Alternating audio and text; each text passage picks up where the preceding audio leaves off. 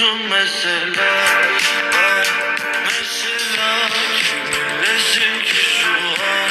Sen bana bela gibi bir şeysin ama omuzda bir hava var. Çok güzelsin ama sana inanamam. Ne yapıyorsun mesela?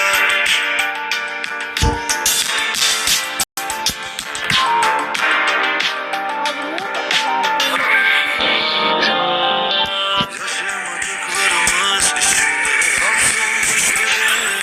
Seninle konuşamadıklarımız daha çok şey vardı kader diyelim. Diyorduk konuşmasak da biz anlaşırız. Ahirette mi hesaplaşırız? Ama şimdi denk gelirsek selamlaşırız. Seni nereden gördüm, nereden sevdim, nereden tanıdım ben? Bu nereden çıktı, tutulduk işte bak durup dururken. Seni nereden gördüm, nereden sevdim, nereden tanıdım ben? Bu nereden çıktı, tutulduk işte bak durup dururken. Ne yapıyorsun mesela?